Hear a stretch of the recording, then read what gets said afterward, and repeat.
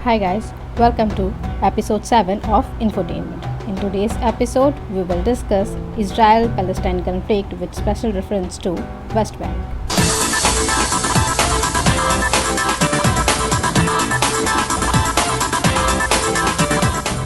West Bank Israel और Palestine के बीच के पुराने विवाद का एक बहुत अहम हिस्सा है। ये विवाद 2000 साल पुराना है। दुनिया के 5 सबसे बड़े रिलीजन्स में से जिविज़म को भी एक माना जाता है। राष्ट्र की परिकल्पना से पहले यहूदी समुदाय मध्य पूर्व के जेरूसलेम के पवित्र शहर में रहा करते थे। यूँ तो इसराइल और पैलेस्टाइन का विवाद दशकों पुराना कहा जाता है, लेकिन ये कहानी 2000 साल पहले तब शुरू हुई जब रोमन अम्पायर का वर्चस्व बढ़ा और उन्होंने यहूदियों को अपने ही घर से बाहर निकाल दिया। दुनिया भर में यहूदियों को एक बुद्धिमान कौम के तौर पर देखा जाता था, पर 19वीं शताब्दी में फ्रांस के एक यहूदी आर्मी अफसर को देशद्रोही कहकर निकाल दिया गया। इस बात पर दुनिया भर के यहूदियों का गुस्सा बनता।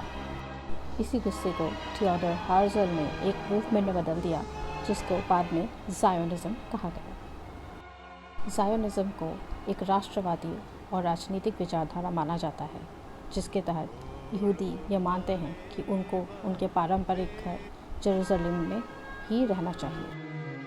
100 साल के जद्दोजहद के बाद अमेरिका के समर्थन से यहूदियों ने अपना देश बनाया 1948 में, जिसे इज़राइल कहा गया। हॉलोकॉस्ट से उभरने के बाद इज़राइल ने खुद को मिडिल ईस्ट के सबसे ताकतवर देश के रूप में स्थापित किया। 1967 में इज़राइल ने अकेले 6 मिडिल ईस्टर्न कंट्रीज़ को हराया। 1968 में इज़राइल ने वेस्ट बैंक को ऑक्यूपाई किया।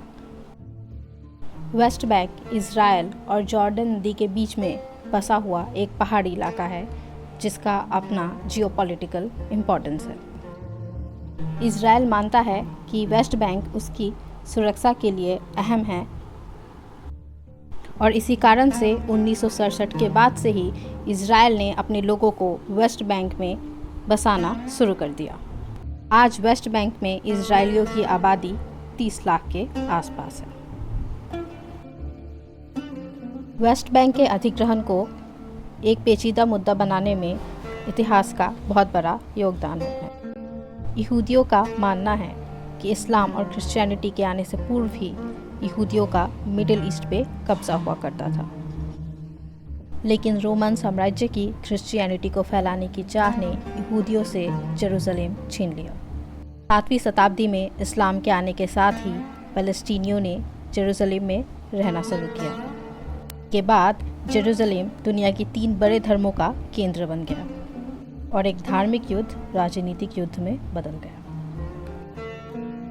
इस युद्ध ने मध्य पूर्व को 2 हिस्सों में बांट दिया, जहाँ पैलेस्टाइन के साथ मध्य पूर्व के सारे देश और पूरी दुनिया खड़ी है, वहाँ इज़राइल इन सब से अकेले लड़ता आया है। इज़राइल और पैलेस्टाइन दोनों ही किसी भी तरह के समझौते पर आने को तैयार नहीं हैं।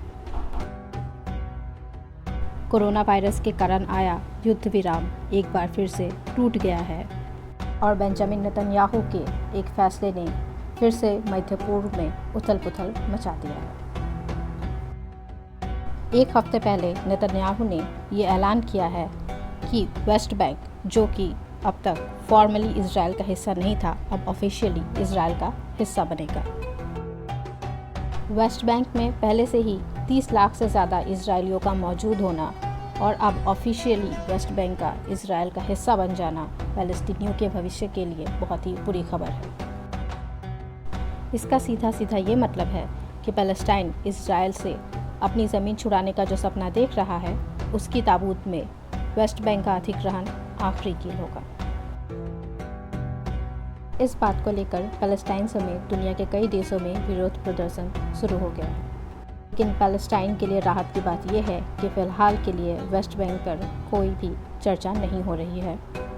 इज़राइल में फ़िलहाल कोलिशन गवर्नमेंट है, जो नेतन्याहू की राइट विंग गवर्नमेंट से इत्तेफाक नहीं रखता। सरकार में आपसी समझौते के अभाव के कारण अमेरिका भी नेतन्याहू को सपोर्ट नहीं दे पा रहा है। हालांकि कोरोना वायरस से उभरने के बाद अगर इजराइल ने अपनी संसद से ये बिल पास करवा लिया तो फ्री पैलेस्टाइन का सपना शायद यहीं ख़त्म हो जाएगा। Oh bella ciao, bella